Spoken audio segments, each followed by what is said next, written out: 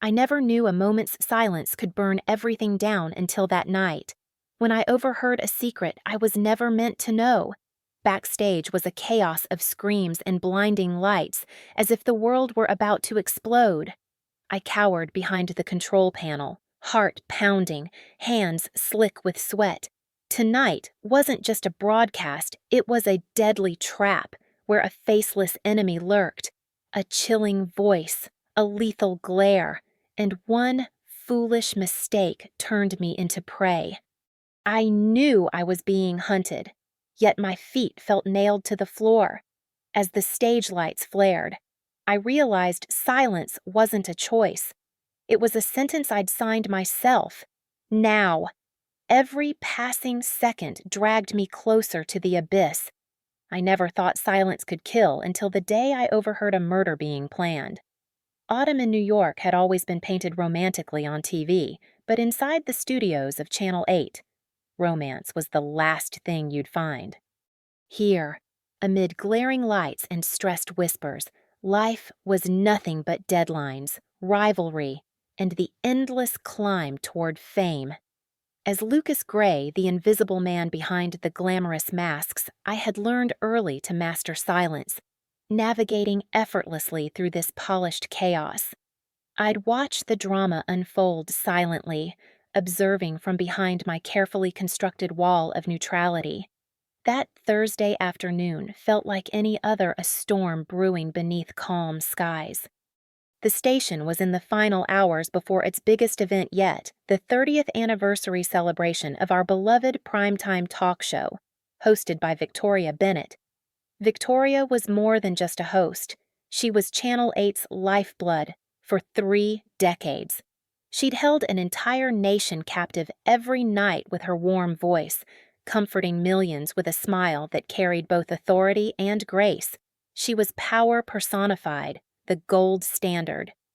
Behind the cameras, Victoria was equally commanding, though sometimes unforgiving in her perfectionism, her mere glance enough to make a seasoned producer tremble. I was organizing my makeup tools meticulously, lining up brushes, sorting shades of foundation and blush, all tuned out from the frenzy beyond these walls. As usual, I was alone, just how I preferred it, until suddenly, footsteps echoed sharply down the corridor outside.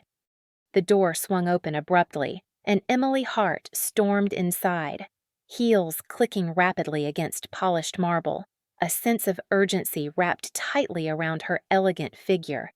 Emily Young, brilliant and dangerously ambitious, had become a star in her own right, hosting smaller segments, charming viewers, slowly emerging from Victoria's shadow. Yet, she had always felt restrained, overshadowed, her ambitions repeatedly dismissed by Victoria's harsh, cold critiques, delivered with a sharpness that could strip confidence down to the bone. Without noticing me hidden by the mirrored vanity partition, Emily pulled out her phone, fingers trembling slightly. Her reflection stared back from the mirror, lips pursed into a cold, determined line. "It's tonight or never," she hissed into the phone, her voice a knife-edge whisper. Victoria takes her pills precisely an hour before going live. She never double-checks the bottle. A brief pause. My heart stuttered against my ribs, my hand frozen midway in the air, clutching a sponge. Exactly. Just swap them out quietly, by the time anyone figures it out. She'll already be incapacitated. It'll seem perfectly natural stress-induced, maybe an overdose. She paused again, exhaling a shaky breath. Trust me, this is the only way to finally break free. Victoria's days are done. My breath caught sharply, lungs tight. Emily's words were clear, precise, and terrifyingly sincere. This wasn't the ambitious but harmless rivalry I'd grown used to seeing daily. This was something cold, calculated, deadly. Emily ended the call abruptly, steadied herself against the countertop, and met her reflection's gaze directly. For a brief second, something like doubt flickered across her eyes, a vulnerability quickly buried beneath icy determination. I recognized that look, the painful hunger to be seen. To rise above mediocrity at all costs. Victoria had unknowingly sown seeds of resentment through years of subtle humiliations, each careless critique etching deeply into Emily's soul.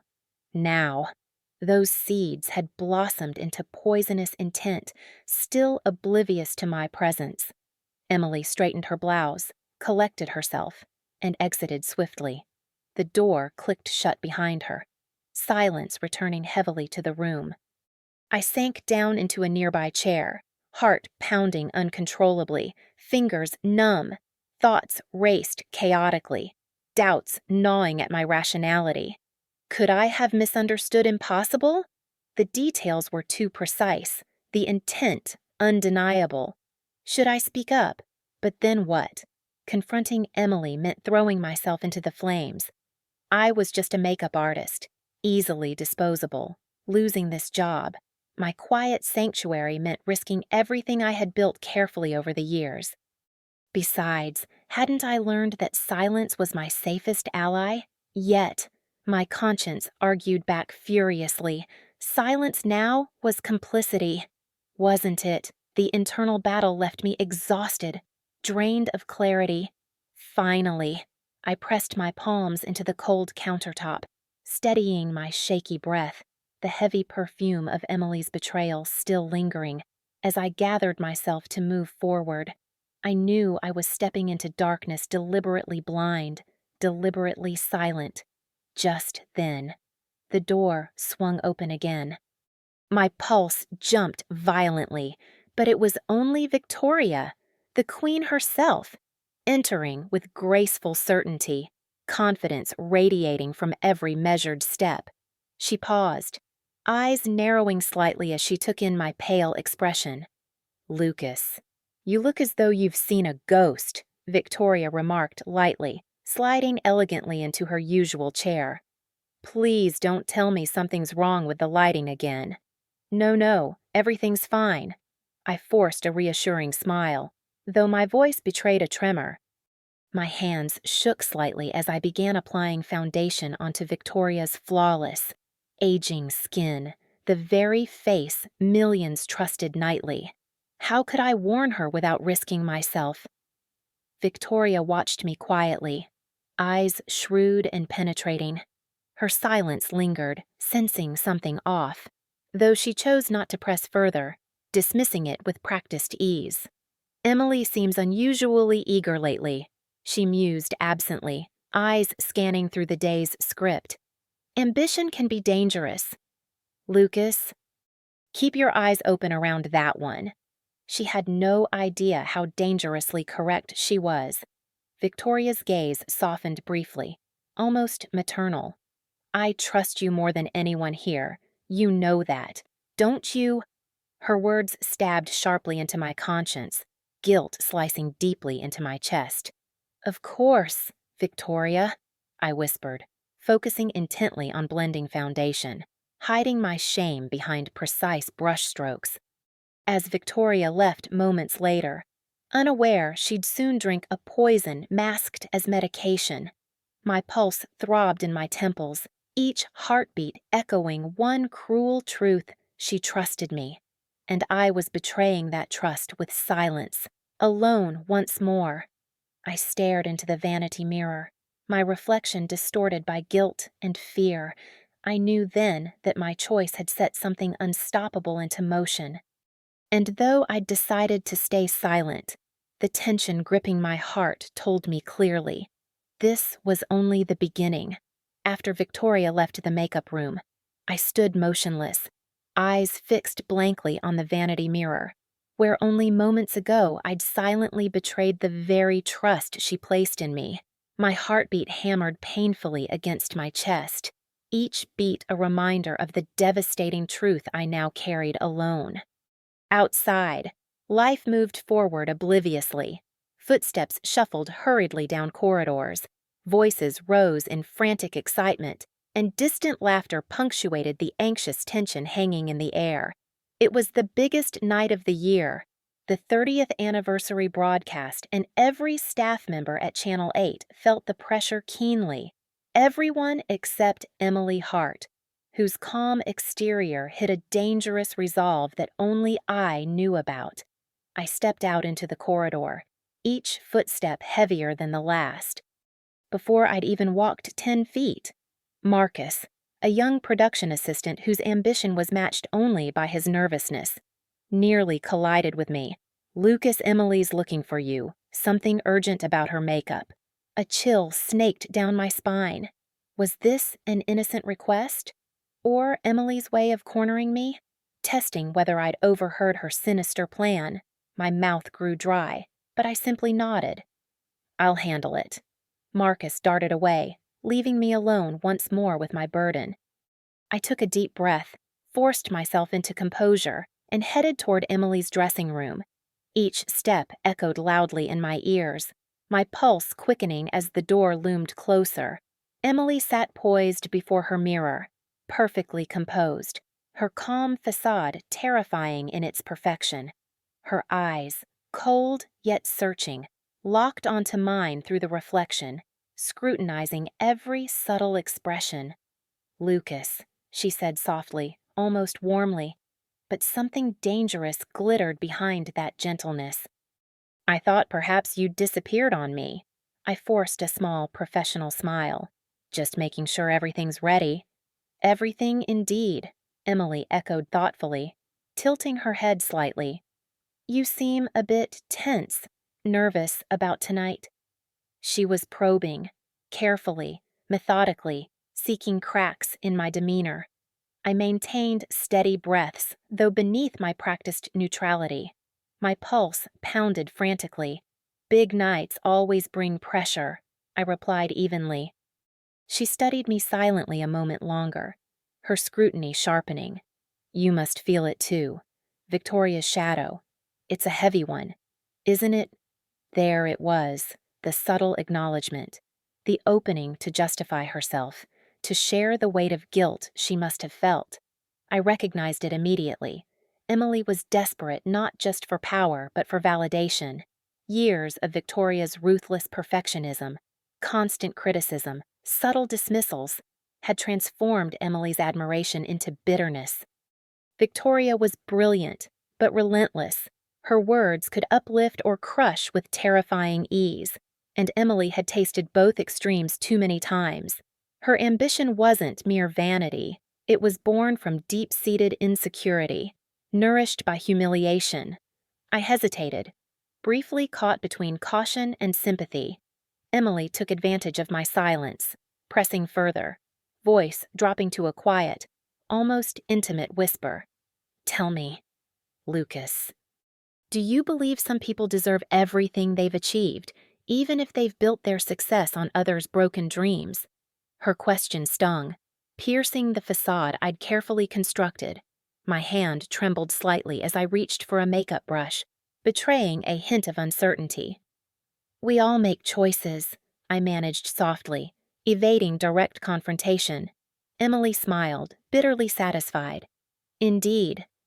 Choices define us, don't they?" Her gaze held mine, unspoken accusations and threats swirling between us. I understood clearly she'd made her choice, and I had already silently supported it. I finished touching up Emily's makeup in silence, feeling her eyes dissecting every tiny movement. When I finally stepped back, she rose elegantly, her confidence absolute. "Thank you, Lucas. I'm sure tonight will be unforgettable." I felt a stab of panic, quickly masked behind polite professionalism. "Good luck." She smiled knowingly as I exited, a chill settling deep within my chest. Back in the makeup room, my facade shattered completely. I leaned heavily against the vanity, heart racing, breathing shallow and rapid. Questions erupted violently in my mind. Had my silence made me complicit? Could I ever justify what I'd done? But rationalization quickly rushed to my rescue.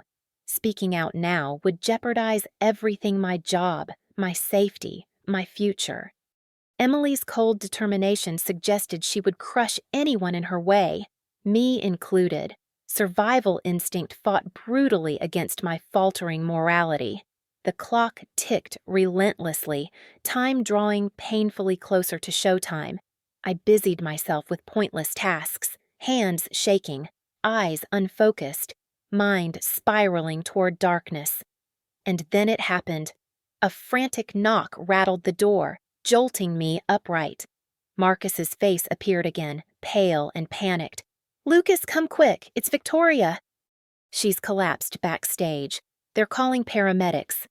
My heart stopped entirely, then thundered back to life with sickening dread. Every step toward the chaos backstage felt like a lifetime. Screams and panic growing louder through the throng of confused, horrified faces. I glimpsed Victoria lying motionless, surrounded by medics, her elegant gown twisted awkwardly around her unconscious form, her breathing shallow, skin alarmingly pale. Clearly, the pills had taken effect sooner and more violently than Emily anticipated. "Move aside," a paramedic shouted, shoving past as they frantically worked to stabilize her.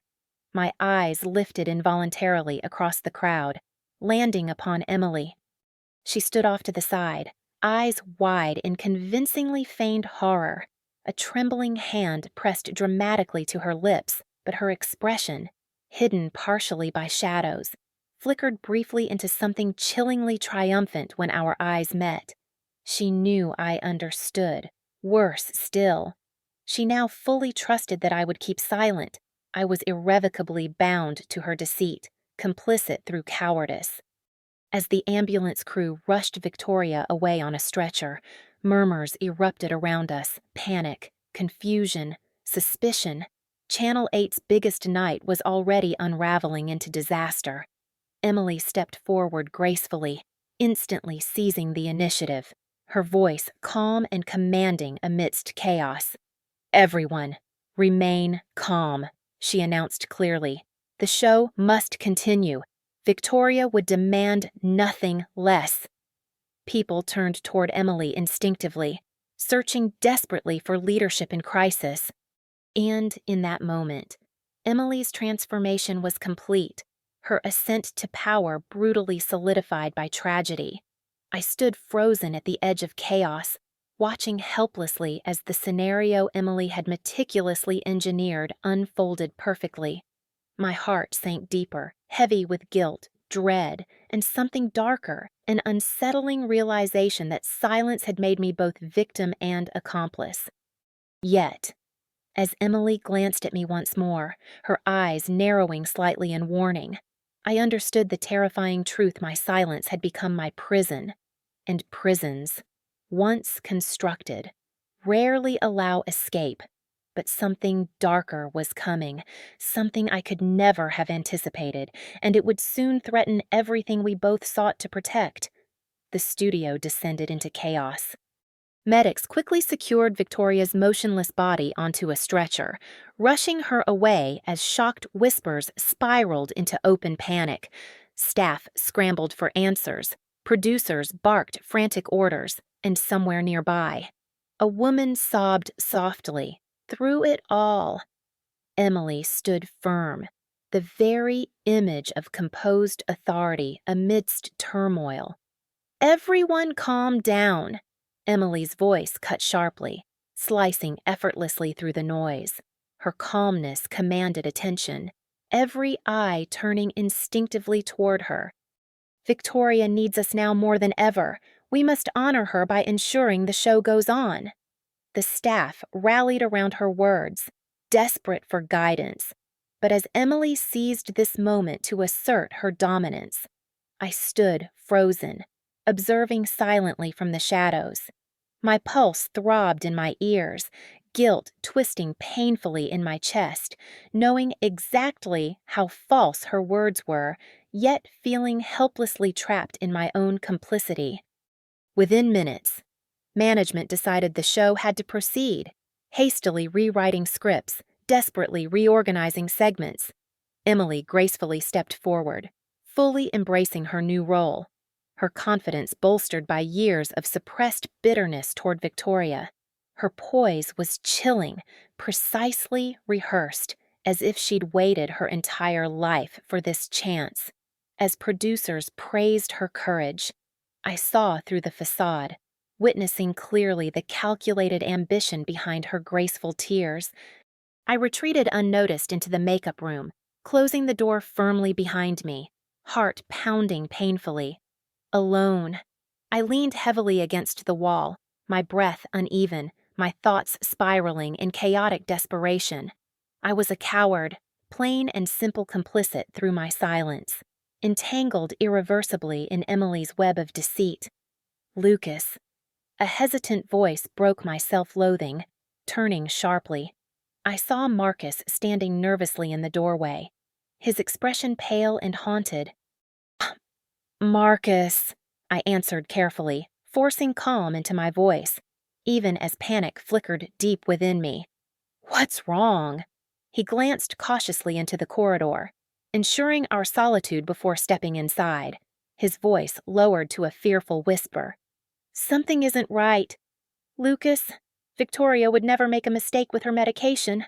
I overheard paramedics mention overdose symptoms, but Victoria was always meticulous." My stomach clenched violently, ice shooting through my veins. Marcus's suspicion mirrored my own suppressed fear, a fear I desperately buried beneath layers of denial.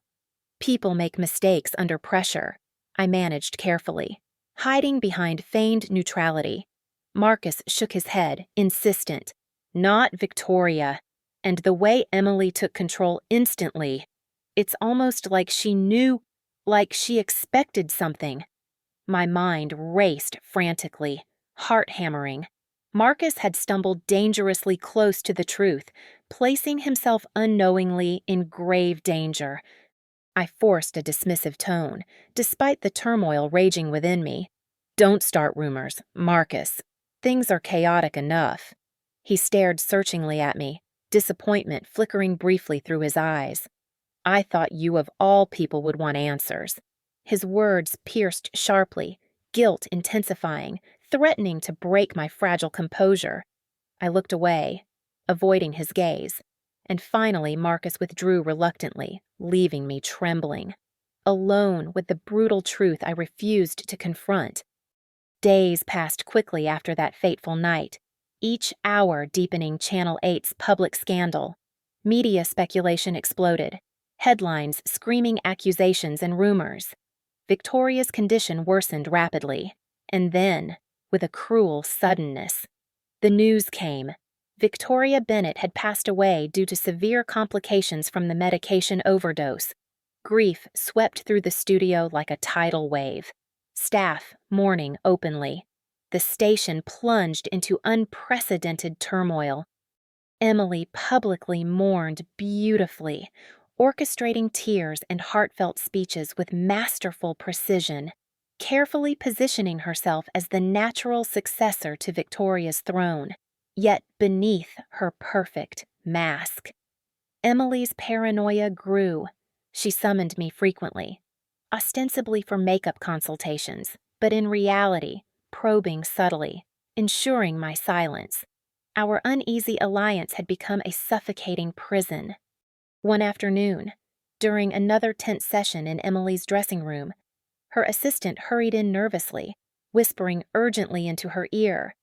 Emily paled slightly, dismissing her abruptly before turning sharply to face me, composure cracking slightly under new strain. "It seems someone at the studio is questioning Victoria's medication," she murmured, voice dangerously soft, digging through medical records, trying to implicate me. My heartbeat quickened painfully. "Who?" She smiled coldly. "Marcus!" Dread seized me instantly, a vice gripping my chest. Marcus naive. Idealistic Marcus had unknowingly become Emily's target. I struggled to keep my voice steady. "He's harmless, probably just confused, grief-stricken." Emily's eyes flashed dangerously, voice lowered to an icy whisper.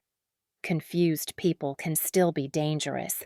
If he persists, he could unravel everything we've built. The single word sliced through me, sharp and accusing, branding me as her accomplice. Emily watched my reaction intently, searching for weakness. "I'll handle Marcus," I promised quietly, desperately attempting to protect him while keeping Emily's trust. "Leave him to me." Emily studied me coldly before finally nodding slowly. "Do it quickly, Lucas, before he forces me to take matters into my own hands." That night, I confronted Marcus privately, pleading desperately for him to stop digging. His face fell, disbelief hardening quickly into anger. "Shh, you know something, don't you?" Marcus demanded sharply, betrayal flooding his features. "You've known all along." I struggled desperately for words, truth strangled painfully in my throat. "Marcus, please, for your own sake, just leave it." But Marcus shook his head, voice trembling with outrage. "Victoria trusted you. You're supposed to be better than this." He turned sharply away, disappearing into darkness. My heart sank deeply, knowing his refusal would force Emily's hand in mine as well. 2 days later, Marcus's termination was announced abruptly. Officially, he'd violated company confidentiality. Unofficially, everyone knew better. His career shattered, his reputation ruined. Marcus vanished quietly, becoming another tragic casualty of Emily's ruthless climb. I watched helplessly, sinking deeper into despair and guilt, the full weight of my silent complicity suffocating me. But Emily's victory had begun cracking dangerously beneath new paranoia, her authority threatened by whispers and suspicion growing among the staff. As I quietly watched Emily navigate escalating tensions, I realized she wasn't the only one losing control. I was losing control, too, trapped by guilt, manipulated by fear. I'd become someone unrecognizable, someone willing to sacrifice innocence to preserve my fragile security. Yet, deep inside, a voice whispered urgently, insisting that secrets couldn't remain buried forever. Truth had its way of clawing painfully into the light, destroying everyone in its path, and as Emily's power trembled precariously, I understood a terrifying reality. I'd soon be forced to make another impossible choice: remain safely silent, or risk everything to finally confront the darkness I'd helped create. The aftermath of Marcus's abrupt dismissal sent a chilling wave through Channel 8. Conversations turned hushed, wary glances exchanged cautiously as suspicion coiled itself tightly around everyone's interactions. Emily had secured her position at the peak of power, yet she was more isolated, her every step shadowed by paranoia. Days turned into weeks, and I sank further into my silent complicity, the weight of guilt steadily pressing down on my shoulders. Despite the turmoil within, outwardly I thrived. Emily ensured my status grew quietly behind the scenes, rewarding my continued silence with subtle increases in authority, better projects, and growing prestige. But every favor she granted felt tainted, every success bitterly hollow, a reminder of the soul I'd traded away. The public, meanwhile, mourned Victoria deeply, grief quickly evolving into outrage. Social media brimmed with conspiracy theories, accusations swirling that Channel 8 had sacrificed Victoria for ratings or scandal. Under relentless scrutiny, the station suffered heavily. Emily managed the crisis brilliantly in public, speaking gracefully of her late mentor while privately tightening her grip, punishing any whisper of dissent ruthlessly behind closed doors. Yet even Emily wasn't invulnerable. Each day she summoned me to her dressing room, less for makeup and more for reassurance, her eyes searching mine anxiously for signs of betrayal. "Lucas," she whispered one evening, fingers shaking slightly as she adjusted the hem of her silk blouse. "Do you think they suspect they?" I asked carefully, aware that paranoia had begun clouding her judgment. She swallowed, forcing composure. "Everyone, the producers, the executives, even you." Her words caught me off guard, the raw vulnerability beneath her icy mask startling. Emily had always been ruthless, coldly in control. Yet here she stood exposed, frightened, dangerously unpredictable. No one suspects. I lied smoothly, maintaining careful neutrality. The stress is getting to you. Relax. They admire your strength. Emily's eyes flickered doubtfully, then hardened again. Strength, she repeated softly, bitterly. Such an exhausting facade. I felt an uncomfortable twinge of sympathy despite myself. Emily had become a prisoner, just as much as I had trapped by ambition, fear, and deception, in a twisted way. We shared the same fate, bound by mutual complicity, yet the fragile balance I'd maintained suddenly shattered a few days later. Arriving early at the studio one morning, I discovered an envelope tucked beneath my makeup kit. Heart thundering anxiously, I pulled out a note written hastily, anonymously. I know what Emily did. I know you're involved. Meet me tonight at the studio's loading dock at midnight. It's your last chance to do what's right. My hands trembled violently, my mind exploding with chaotic panic. Who else knew the truth? Who could have uncovered our secret fear, constricted painfully in my chest? I couldn't afford to lose everything now. I quickly hid the note deep in my pocket, paranoia gnawing relentlessly. That night, against every instinct of caution, I found myself moving through shadowy corridors, heart pounding. The loading dock was dark, quiet except for the distant hum of traffic. A figure stepped forward slowly into the dim light. Marcus, eyes hollow, face etched with betrayal. "Marcus," I whispered sharply, shocked to see the man whose life Emily had destroyed. "You came," he said quietly, voice weary, defeated. "I wasn't sure you would." I hesitated, uncertain of how to respond. Marcus shook his head bitterly, understanding clearly my indecision. "You've benefited nicely from her crimes, haven't you?" he asked accusingly. "Do you sleep well at night?" "Lucas," his words stung harshly. Shame burned hotly inside me. "Marcus, I'm sorry for what happened to you, but there's nothing more I can do." "There is," Marcus insisted desperately, voice breaking. "Come forward. We both know the truth about Emily." "About Victoria. I found a recording the original phone call Emily made, the one detailing her plan. It's undeniable proof." My pulse spiked dangerously, breath hitching painfully in my throat. A recording evidence powerful enough to destroy Emily's empire, but also my own carefully constructed facade. "I can't," I whispered, voice trembling. "Emily would destroy us both." Marcus's eyes filled with anguish, disbelief morphing quickly into disgust. "You're already destroyed." "You just don't see it yet." Without another word, Marcus turned abruptly, disappearing again into the darkness, leaving me alone, trembling beneath a wave of crushing despair. Returning to the studio next morning, paranoia gripped me tighter. Had Marcus shared the recording? Had Emily already learned of it? Fear twisted sharply, gnawing relentlessly at my nerves.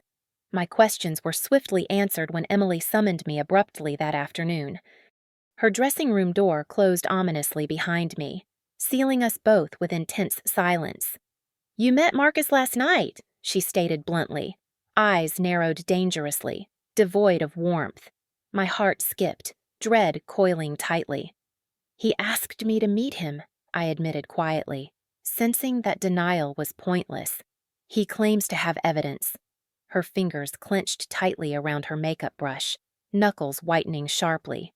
"He's bluffing." I shook my head, voice dropping lower. "He mentioned a recording a phone call of yours detailing the entire plan." Emily paled slightly, composure fracturing visibly. Her voice trembled slightly with barely restrained panic. "And where is this recording now?" "Marcus still has it," I answered cautiously. "But I don't think he's shared it yet." Emily inhaled sharply, eyes blazing coldly. "Then we have time. You need to convince him to surrender it, to destroy it. Or else, Lucas." I promise you, if I fall, you fall even harder." Her threat sliced deeply, fear gripping me again. "I'll try." Emily stood slowly, leaning closer, her voice dropping to a venomous whisper. "Don't try. Succeed."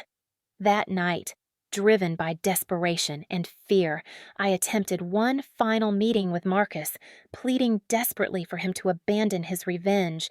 He refused coldly, disgust and disappointment burning through his gaze. "It's too late, Lucas." Marcus replied bitterly, "The truth will come out, with or without you." Less than 48 hours later, breaking news flooded social media. Marcus had been involved in a devastating car crash, critically injured, his apartment suspiciously burglarized, the alleged evidence missing. I read the news in sickened horror, grief and guilt twisting painfully. Emily had made good on her silent threat, silencing Marcus permanently. That evening, alone in the makeup room, hands trembling uncontrollably, I stared blankly at my reflection distorted, unrecognizable, the face of complicity staring cruelly back. Emily had won, again, ruthless and unstoppable.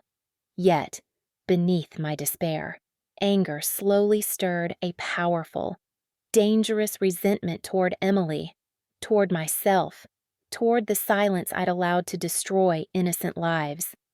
Marcus's fate haunted me, reminding me bitterly that silence had consequences far more devastating than truth.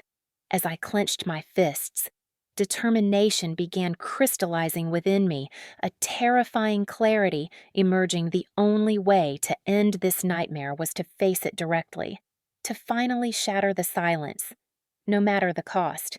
But I also knew clearly the moment I confronted Emily openly, I'd unleash chaos, risking not just my career, but my very life.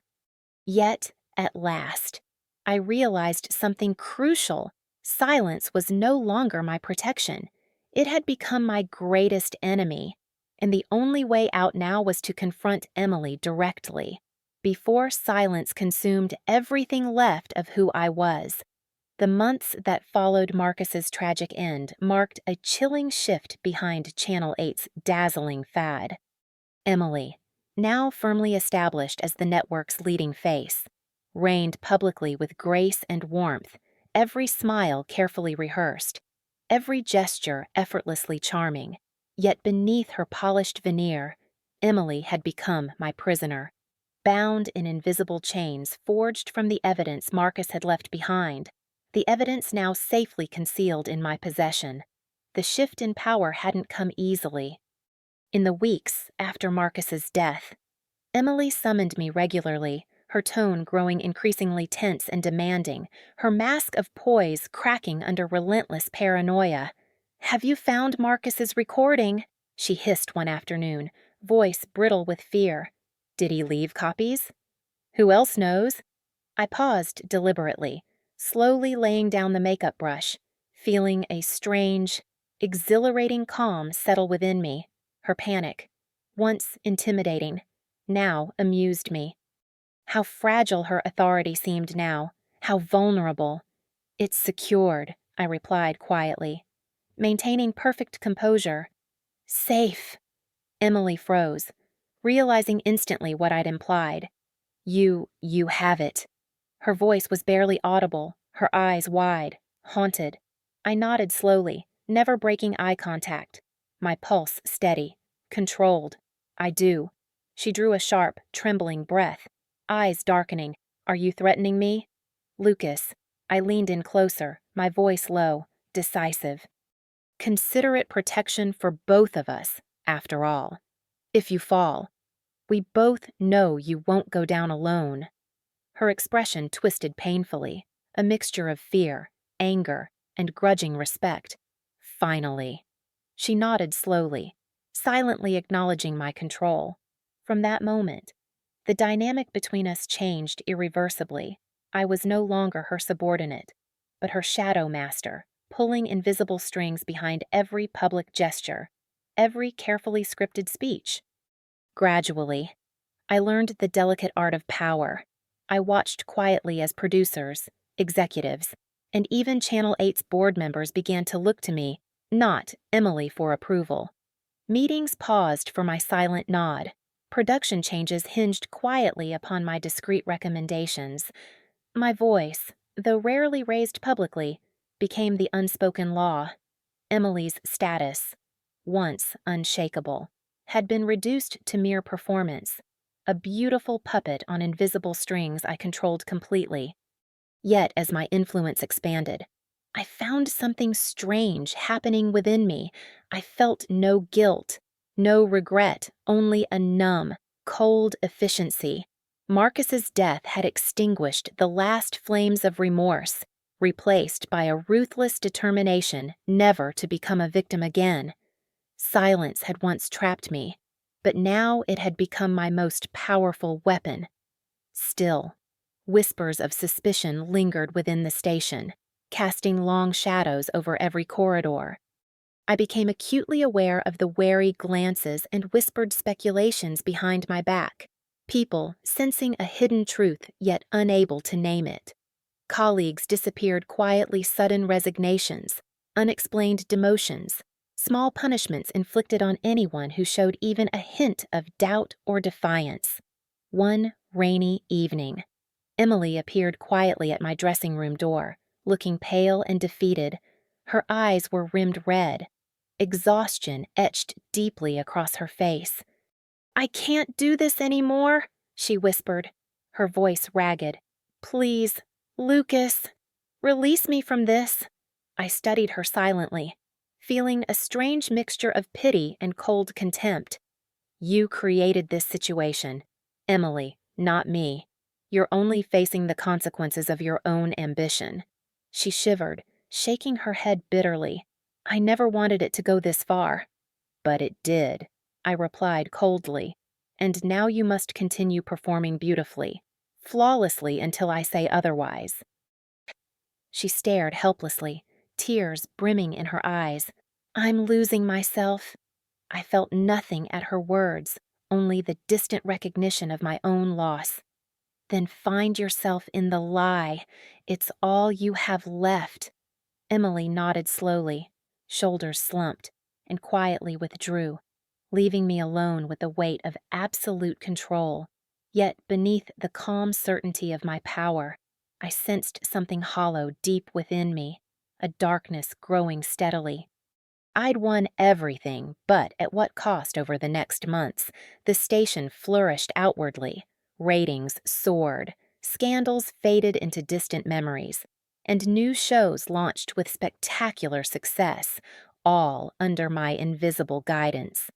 Emily remained Channel 8's beloved star, radiant in public, yet hollow-eyed and broken behind closed doors. Late one evening, as I prepared to leave the studio, I noticed an envelope placed discreetly atop my makeup table. A chill raced through me, memories of Marcus's fateful message flashing vividly through my mind. Carefully, cautiously, I opened it, pulling out a single typed note. "I know your secret. Silence never stays silent forever."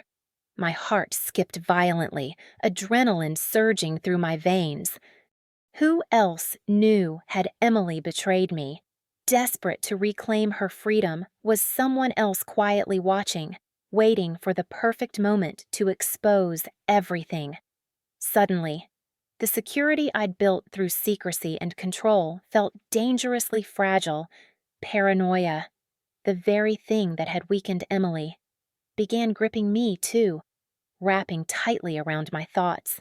Every glance, every whisper, now felt suspect.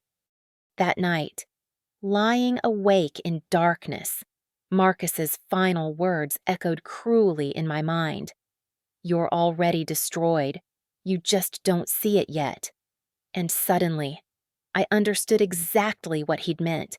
The power I'd gained through silence and manipulation had not saved me. It had hollowed me out completely, leaving nothing behind but empty control and endless fear. As dawn approached, I rose slowly from bed, resolved now to confront this new threat directly, no matter what it cost. If someone intended to destroy everything I'd meticulously built, I'd strike first, harder and more ruthlessly than ever before. Yet, even as determination hardened within me, I realized grimly I'd become exactly what I'd once despised: powerful, ruthless, and utterly alone. And now, I was ready to fight desperately to protect the very lie that had destroyed me. The anonymous note haunted every waking moment. Days blurred into sleepless nights as paranoia tightened its grip on me. Every glance, every hushed whisper in the corridors becoming a potential threat. Emily had grown weak, defeated, barely holding herself together on camera, relying entirely upon my whispered instructions and quiet threats behind closed doors. Yet the more she weakened, the heavier the weight of control pressed down on my shoulders, suffocating me slowly from within. I had achieved everything I ever desired: power, respect, authority, and yet it had become nothing but an elaborate, suffocating prison. Weeks passed, tension thickening like poison in the studio's atmosphere. Staff moved carefully around me, their eyes downcast, fearful. I watched from the shadows, a silent puppeteer manipulating everyone and everything, desperately holding together my fragile kingdom of lies. Then, suddenly, disaster struck again. Late one evening, alone in my dressing room, my phone buzzed insistently. I hesitated, breath catching sharply as I recognized the hospital number. With trembling fingers, I answered, dread already squeezing painfully around my heart. "Mr. Gray, we regret to inform you, Emily Hart was found unconscious at her home tonight, a suspected overdose. She's critical." My heartbeat stuttered painfully, the floor tilting beneath my feet. Emily, my puppet, my shield, my accomplice, had finally crumbled under the immense weight of guilt, fear, and my ruthless manipulation. Her desperation had overtaken her completely. Within hours, the news spread rapidly. Emily Hart, the beloved face of Channel 8, had suffered a tragic overdose, her survival uncertain. Once again, scandal erupted, and speculation exploded across every media outlet. Channel 8 plunged into crisis. Now, without Emily as a buffer, all eyes slowly turned toward me, questioning silently the quiet man who'd risen so effortlessly behind the scenes. Producers began cautiously probing. Executives whispered suspicions openly. My carefully woven facade began to fray rapidly, revealing tiny glimpses of the dark truth lurking beneath. One evening, as I sat silently in my dressing room, mind racing chaotically, there was a soft knock. Before I could respond, the door opened cautiously, revealing a familiar face: Anna Lawson, a senior producer known for her sharp intelligence and integrity. "Lucas," she said quietly, eyes sharp, guarded. "We need to talk." My pulse quickened, anxiety tightening painfully. "Anna," I acknowledged cautiously, voice carefully neutral. "What is it?" She stepped inside, slowly, shutting the door behind her. Her gaze never wavered, fiercely intelligent, piercing deeply into my carefully guarded expression. "I know," she stated quietly, clearly. I swallowed hard, throat dry, heart pounding. "Know what?" "Everything," Anna replied calmly, with a certainty that left no doubt. "Marcus trusted me. Before he died, he sent me copies of everything: the phone call, Emily's confession, your involvement." Panic surged violently, a dizzying wave threatening to overwhelm me. My voice shook slightly despite my efforts at control. "Anna, this isn't what you think." "It's exactly what I think." She cut me off sharply. Her expression was sad, disappointed rather than angry. "You've manipulated and destroyed lives. Victoria, Marcus, Emily, they all trusted you, and you betrayed them all." Her quiet condemnation stung deeply, tearing open the wounds I'd long denied. My mouth opened helplessly, no excuses left to defend me. She stepped closer, voice lowered almost to a whisper. I haven't shared it yet, but I will, unless you end this yourself. What do you mean? I asked shakily, breath catching painfully. Anna's eyes softened slightly, revealing sorrow beneath her stern demeanor.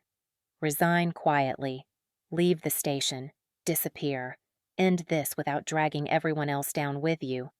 I stared silently, stunned by the simple finality of her offer. Leave, walk away from everything I'd built, abandoning the power I'd sacrificed everything to achieve. Yet even as panic and resistance surged instinctively, I recognized something undeniable. Anna was right. I had nothing left here but lies, paranoia, and endless fear. My empire had become my tomb, burying me alive beneath guilt and silence. Days later, the official announcement quietly appeared. Lucas Gray, beloved makeup artist and longtime staff member at Channel 8, was stepping down. Moving on to new opportunities, I slipped quietly away. No fanfare, no goodbyes, simply disappearing into anonymity. But escaping the public eye brought no relief. My nights grew lonelier, sleep evading me entirely, haunted relentlessly by visions of Victoria's final trustful glance, Marcus's desperate pleas, Emily's broken despair. Each shadow whispered accusations, each silence deafening, a constant reminder of my devastating betrayal. Months passed slowly, news occasionally filtering through. Emily had survived but left permanently damaged, her career shattered, reputation destroyed. Channel 8 slowly recovered outwardly, yet remained forever stained, marred by loss and scandal. One rainy afternoon, alone in a quiet cafe far from the glittering lights of Manhattan, I glimpsed my reflection in a darkened window, hardly recognizing the gaunt, hollow-eyed man staring back. This was my truth. My ultimate reward, absolute power, had cost me everything, leaving nothing behind but emptiness, shame, and unbearable solitude. I realized bitterly, far too late, the cruelest irony of all silence, which I'd once believed my ally, had proven to be my deadliest enemy, quietly destroying everything good in my life. And now, sitting alone in the shadowy cafe, staring blankly into emptiness, I finally understood the brutal, unchangeable truth Marcus had tried desperately to teach me in the end. Silence never protects, it only destroys. And sometimes, the person it destroys most completely is you. Thank you all for watching this video. Please comment and let me know what you think about this story. Please like and subscribe to watch more great content on my channel.